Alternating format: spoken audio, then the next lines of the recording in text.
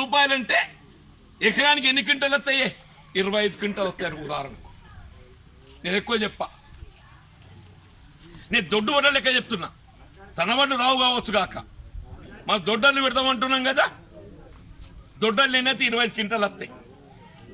500/25 ఎంత అవుతుంది? 20 రూపాయలు. 500/25 ఎంత అవుతుంది? 20 రూపాయలు అవుతుంది. అంటే రాష్ట్ర ప్రభుత్వం మీద పడే భారం ఎంత? ధాన్యం సేకరణతోని 20 రూపాయలు. క్వింటల్కి ఎంతనే? 20 రూపాయలు పెట్టలేనటువంటి యొక్క ధనిక రాష్ట్రం అని చెప్పుకుంటావు కదనే. ఇలా మొత్తం ఒక 60 లక్షల కమతాలు ఉన్నాయి. 60 to 70 lakhs, 60 నుంచి 70 లక్షల హోల్డింగ్స్ ఉన్నాయి కుటుంబాలు. మన తెలంగాణ రాష్ట్రంలో వ్యవసాయంపై ఆధారపడ్డ కుటుంబాలు 60 నుండి 70 లక్షల కుటుంబాలు ఉన్నాయి.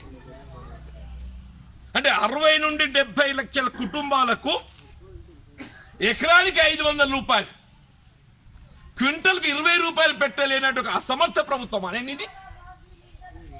ఇంత శాతగానుడు ఎందుకే రాజ్యం చేసుడు? మాకు చెప్తే మేమే 20 రూపాయలు ఇస్తాం కదనే. ఇయరాదా మనకు? అవునా? 20 రూపాయలకైనా ఇంత చెప్తే అంటే ఏంది? మన మీద నేను సన్నట్లు పెట్టుకుంటే నువ్వు పెట్టవా? నీ సన్నట్లు పెట్టుకుంటే నీకు నష్టం వచ్చిందంటవా? నన్ను బదనాం చేస్తావా నువ్వు? మంచిది బిడ్డ, నువ్వు వ్యవసాయం చేయి, నీ సంగతి చూస్తారా? ఏమన్నట్ట ఈ కక్ష సాధింపు ఎందుకు అని చెప్పి అంటున్నా. నువ్వు ఏమి ఇచ్చినావు పెట్టుకోవడానికి సంబంధం లేదు పో. అంటే నువ్వు రాజ్యం ఎందుకై? నీ వ్యవసాయ శాఖ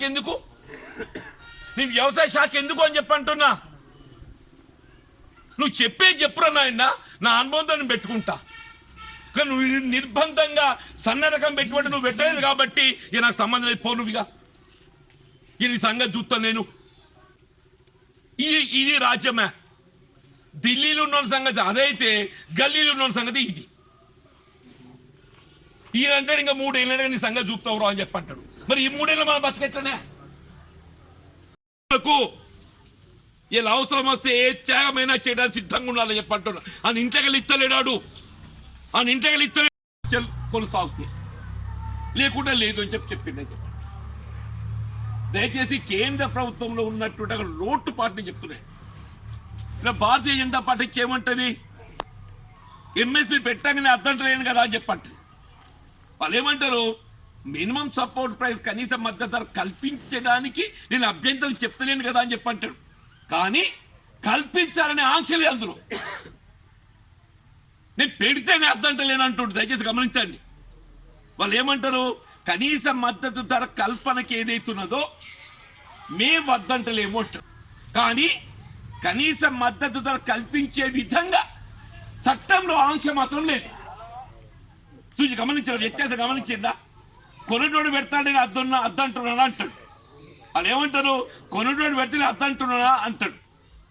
కానీ కొనుటోడు ఏదైతుందో కనీస మద్దతు ధర కంటే తక్కువగా కొనుగోలు చేస్తాను వీలు లేదు అంటే ఆంక్షలో పొందుపడతానంటే మాత్రం పెట్టండి. ఈ వ్యత్యాసం చెప్పంటారు. ఒకవైపు ఏదైతుందో కేంద్ర ప్రభుత్వం ఇవాళ ఏమైపోయింది?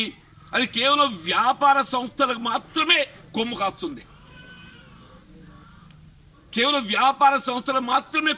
అని చెప్పంటున్నాను నేను.